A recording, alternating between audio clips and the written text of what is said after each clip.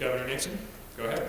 Thank you. Good morning. It's a pleasure to be here, and it's good to see so many friends we've worked with for so many years. When I think back as to the reasons I ran for governor and the things that I've done over the last almost 4 years now, a lot of that focuses back to growing up in a small town of DeSoto, Missouri. I had an opportunity there to see my mother and father actively involved in public service.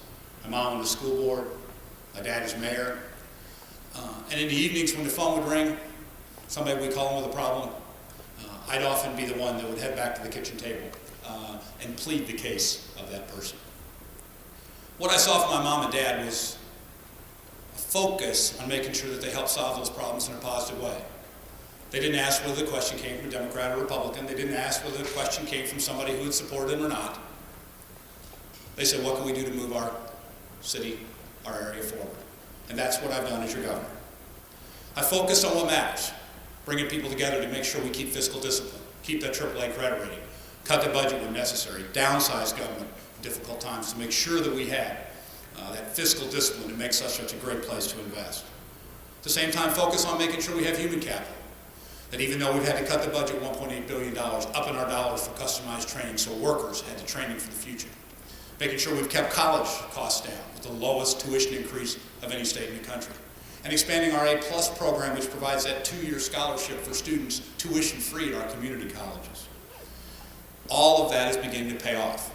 Obviously, since September of 2009, when my first jobs bill went into effect, our unemployment rate has been below the national average.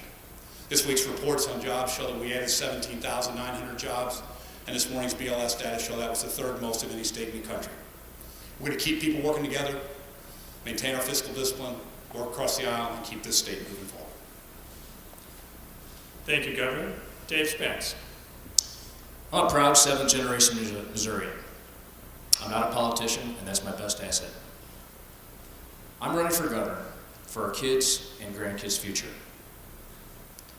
You know, as many of you know, I started a business here in Missouri in 1985. I got turned to by 12 banks, and I was able to pursue my American dream.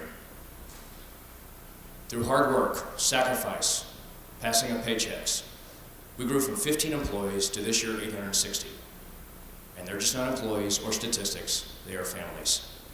I know that. We've been there through thick and thin with them. When people got sick, lost their house in a fire, when they needed help with their kids' education, we were there. And that's what family and friends do. I've been living in the real world. And as I've gone throughout 114 counties, they're starving for honesty, someone they can believe in, and real-world practical knowledge. We realize, since 2008 has been tough, but we also have to be realistic about where we are. We're 48th out of 50th in economic growth the last 10 years. We are 50th in the states in job creation since 2008. And close to 1 million Missourians are on food stamps out of 6 million. Is this truly the best we can do?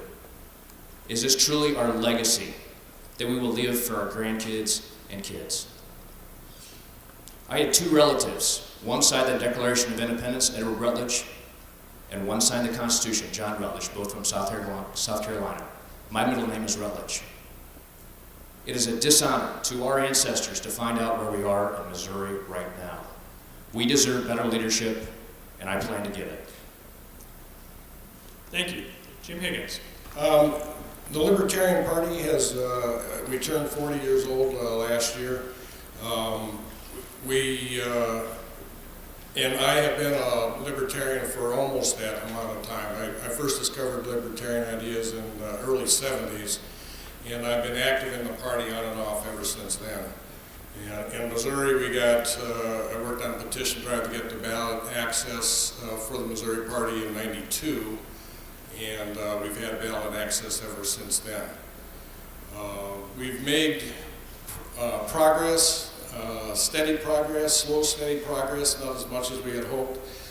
But people are starting to listen to our ideas. We have a platform of, we are 100% across the board freedom for the individual. We believe in civil liberties, that the government should not try to control personal behavior.